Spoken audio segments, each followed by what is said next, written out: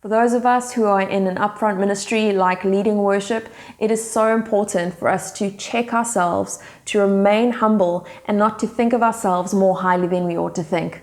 So the question is, what culture are we setting in our churches? Let's talk about that today.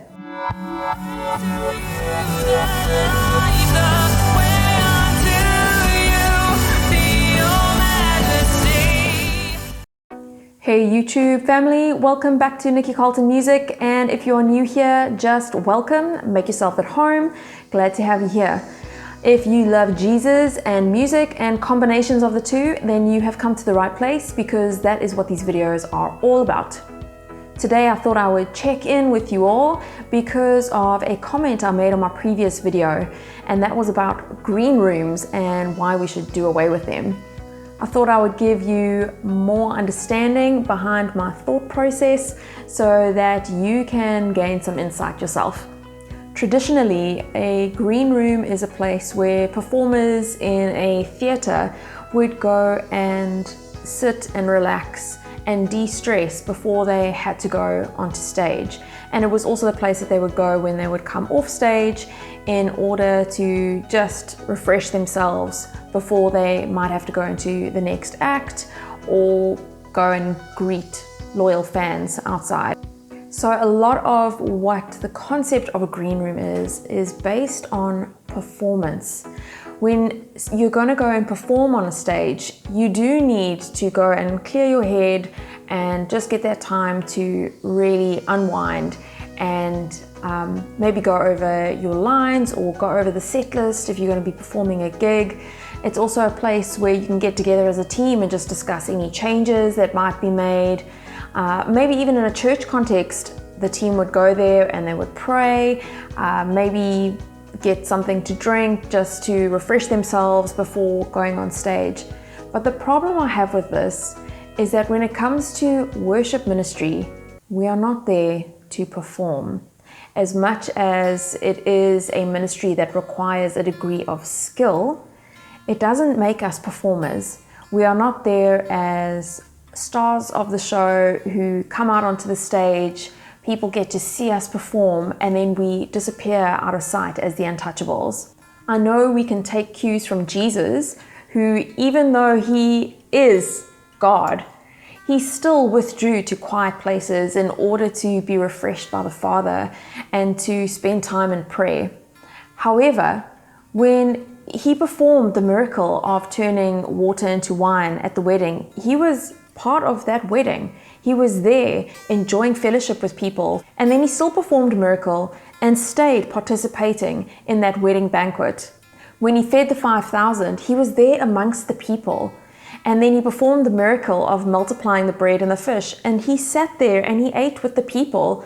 He didn't tell the disciples to, distribute the fish, and then he walked away and got himself a drink and a meal on his own. There he was with the people. So as much as Jesus did withdraw to quiet places, that was in order to refresh after he had been with people. If you look back at the Old Testament, the Levites were there day and night, and they were performing sacrifices in order to atone for the people's sins. Day and night, they were keeping that perpetual fire lit. Day and night, they were there burning incense as offerings to the Lord on behalf of the people. Then in the New Testament, what happened was the church was birthed and people met in their homes, and when they worshipped, they actually all worshipped together. They didn't have specific teams of people leading the congregation in worship who would then retreat to another room in the house in order to de-stress and unwind while Paul or Peter preached the gospel. No, they were there amongst the people. And I think there's such a performance mentality that has unfortunately started to creep into the church body, in that the musicians and those leading worship suddenly become separate from the rest of the congregation. We are all there together as one body in unity. We are all saints together. And unfortunately, what has happened is now worship has become this event. Those of us who are leading worship are not elevated above those who are serving by putting out chairs or setting out the tea and coffee. And those guys are often there, getting there early, and they are setting up for the rest of the body. They don't go and de-stress and unwind in order to then go back out again and clean up afterwards. That would just be, that is not church. That is not fellowship. That is not being part of a body. We are there all serving one another, and we are there as worship leaders performing a task in order to bring glory to Jesus and in order to serve the body. And if we separate ourselves and become those who perform on a stage and then we step off and don't participate in being part of the body, then what are we doing? Our role as worship leaders and musicians is to serve the body and to point them to Jesus, and then to be part of that body, to be part of the bride of Christ, submitting to and serving one another. I know that there are churches out there that have multiple services in one day, and you might be scheduled as a musician to serve in every single one of those services that day.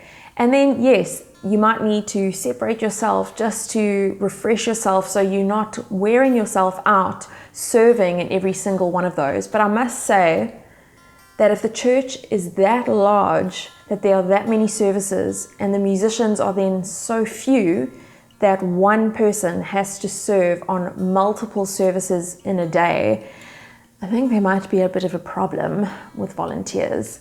And I get it. I recently had to serve 4 weeks in a row because of various things going on amongst the different worship leaders. And it was tiring, but I didn't, separate myself from the congregation. I still got there early. I assisted with the setup. I served the congregation in worship. And then I sat with the congregation listening to the sermon. And when I needed to, I would get back behind the keyboard and minister as it was required. And you know what? It refreshed me to still listen to the sermon. So guys, the green rooms, again, let's not get caught up in semantics. If you call it a green room and you're literally going there to spend some time in prayer together and then you're still being part of the congregation, awesome. But if it has become part of your church culture that you as a musician, as a worship leader, or as a band steps out on stage, performs, and then leaves, and you're not part of what the body is doing that day, I would say go and check your hearts.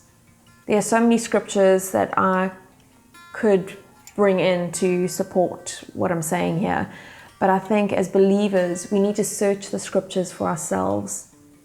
Not giving up meeting together, as some are in the habit of doing, but together as one bride with one heart, one mind, one goal, one spirit.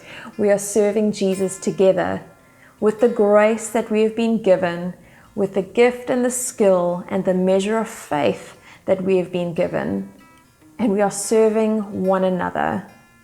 Let us not elevate ourselves beyond the measure that God has given us, as much as we might step onto a stage.